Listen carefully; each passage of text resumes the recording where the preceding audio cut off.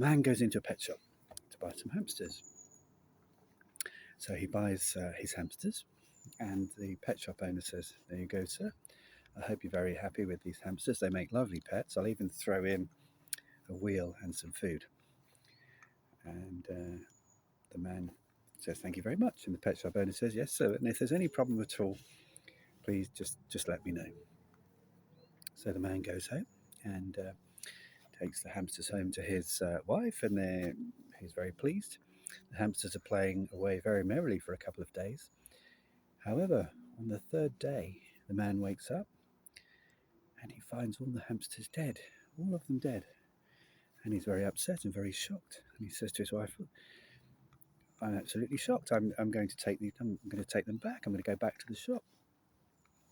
So he takes the hamsters back to the shop and he says to the man in the shop, "Good afternoon." And the man in the shop says, "Good afternoon, sir. Nice to see you again. How are the hamsters doing?" And he says, "Well, they're not doing very well. They're all dead. I've got them here. And you said if there's any problem, I should come back." To be continued. Hello, it's Fife here. I'm afraid Matthew's gone off for a minute. I'm his twin brother. I come from north of the border, as I'm sure you can tell, and he's asked me to carry on with the joke. Anyway, you'll recall that the man has taken the hamsters back to the shop, and the pet shop owner says, "Well, I'm sorry, sir. I can't give you your money back because it's not our policy." And the man looks very disappointed, obviously. And the pet shop owner says, "However, sir, I can give you some very good advice that may cushion the blow." So he says, "Well, what's the advice then?"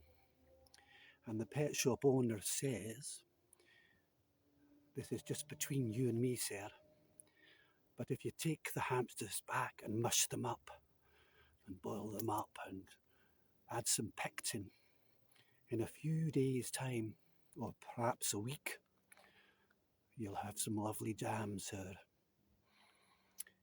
And the man, he looks a bit doubtful, but he decides to give it a go.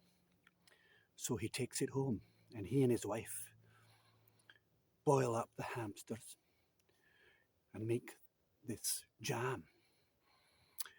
After a few days, it's set in the fridge, and they decide to have it on their toast in the morning.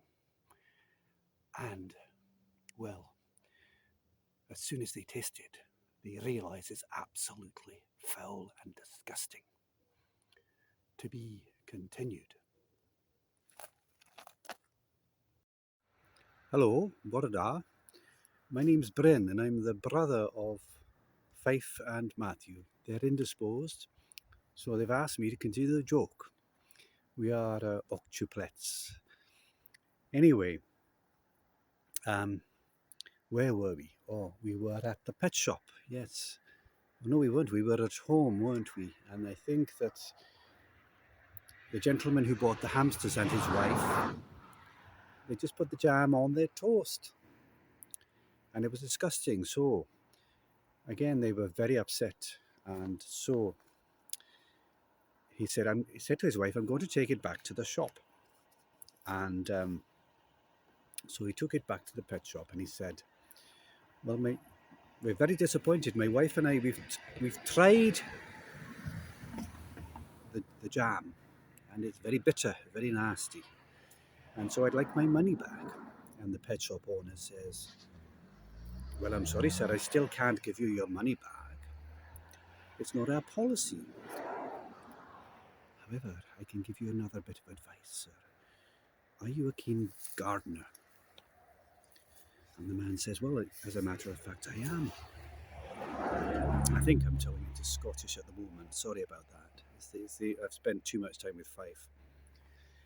Anyway, so he is a keen gardener. So he says, "Well, okay, give me the advice." And the pet shop owner says, "Well, between you and me, sir, if you take the jam back and tomorrow you go and spread it all over your garden, all over the flower beds and everywhere, In the spring, you will have a beautiful, magnificent carpet of daffodils everywhere. It's the national emblem of Wales, isn't it? Do you like daffodils? And the man says, yes, I do. My wife does too. So he says, okay, I'll give it a go. But this is the last thing. Otherwise, I'm coming back and I want my money back. So, anyway, to be continued.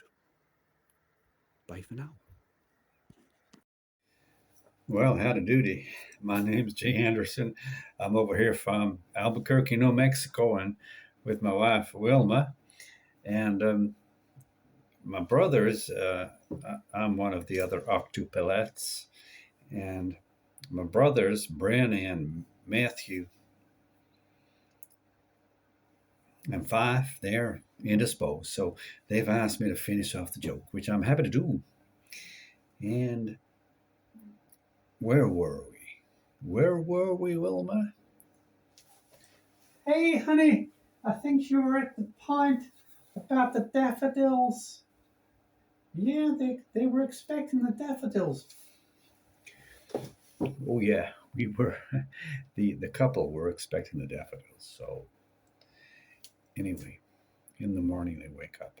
It's a lovely spring morning in March, and they wake up, open the curtains, and there is not a single daffodil inside.